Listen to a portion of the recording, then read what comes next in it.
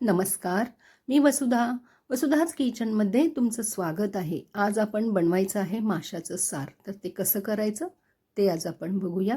तर त्यासाठी लागणारे साहित्य आहे, हे ओले खोबरे आहे, धणे, हिरवा मसाला, हळद, मीठ, आले, लसूण, कोकम म्हणजे आमसूल आणि कांदा.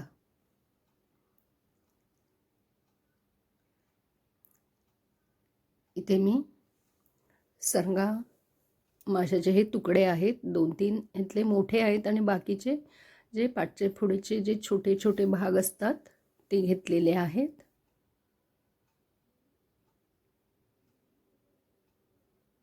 आता त्याला मीठ लावून ठेवलेलं आहे. मासे ते स्वच्छ धुतलेले आहेत आणि त्याला मीठ लावून ठेवलेलं आहे. तोपर्यंत ह्याचं वाटण तयार करायचं आहे. ह्या मिक्सरच्या भांड्यामध्ये आलं लसूणची पेस्ट केली होती माशाला लावण्यासाठीच. तर त्याच भांड्यामध्ये मी आता बाकीचं वाटण करत आहे. याच्यामध्ये थोडासा कांदा घातलेला आहे आणि आता ओलं खोबरं घालायचं आहे.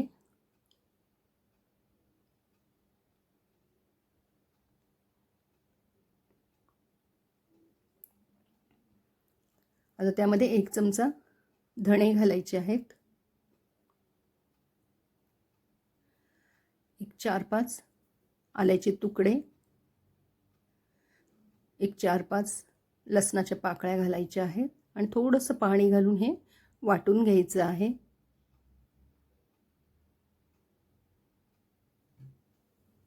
आता हे वाटून झाल्यानंतर त्याच्यामध्ये पाव चमचा हळद घालायची आहे आणि मसाला घालायचा आहे.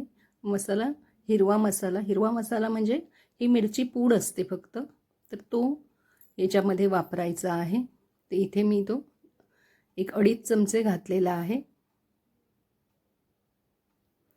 आणि पुन्हा मिक्सरला ते पुन्हा सगळं फिरवून घ्यायचं आहे. आता एका भांड्यामध्ये 3 ते 4 छोटे चमचे तेल घालायचं आहे.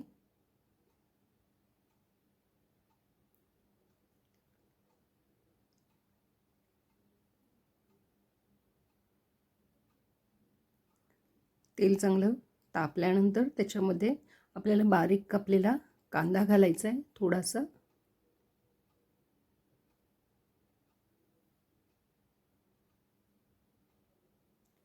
कांदा थोडा परतून घ्यायचा आहे.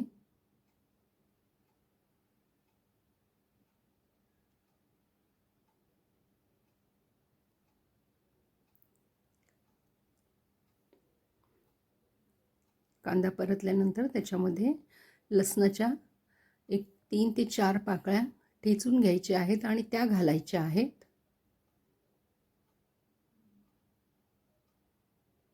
पुन्हा हे सगळं आपल्याला परतून घ्यायचं आहे.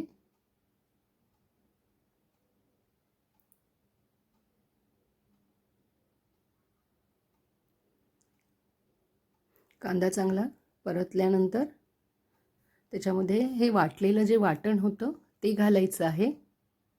गॅस बारीक ठेवायचा आहे. पुन्हा मिक्सरच्या भांड्यामध्ये पाणी घालायचं आणि ते आपल्याला ह्यामध्ये घालायचं आहे.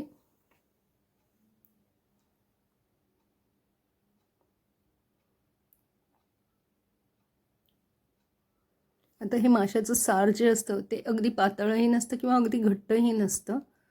त्यानुसार तुम्ही त्याच्यामध्ये पाणी घालायचं आहे. मिक्सरच्या भांड्याला जे सगळं वाटण लागलेलं असतं त्यामुळे त्यामध्ये पाणी घालायचं आणि आपल्याला ते पाणी यामध्ये घालायचं आहे.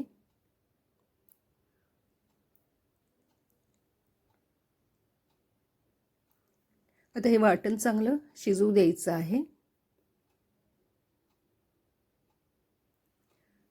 आणि याला चांगली उकळी आली, चांगलं शिजलं की त्याच्यामध्ये 4 कोकम म्हणजे आमसूल घालायचे आहेत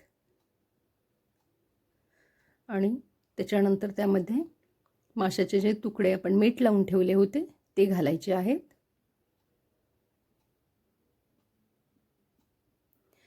सारामधले मासे पटकन शिजतात, त्याला काही जास्त वेळ लागत नाही. 1-2 मिनिटामध्ये ते शिजून होतात. आता याच्यामध्ये 1 चमचा मीठ घातलेलं आहे. वाटण घातल्यानंतर पण आपण आधी शिजवून घेतलेलं होतं, त्यामुळे याला नंतर जास्त वेळ लागत नाही. त्यामुळे मासे लास्टला घालायचे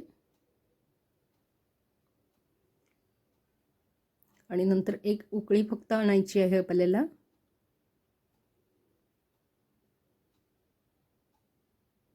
आणि अशा रीतीने हे माशाचे सार आपलं, इथे मी सरंगा मासा वापरलेला होता, तर त्या सरंगा माशाचे सार तयार झालेले आहे.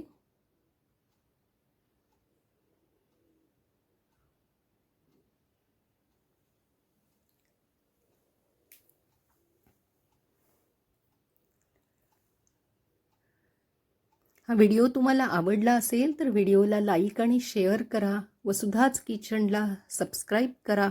पुन्हा भेटूया नवीन एका स्वादिष्ट रेसिपीसह. धन्यवाद.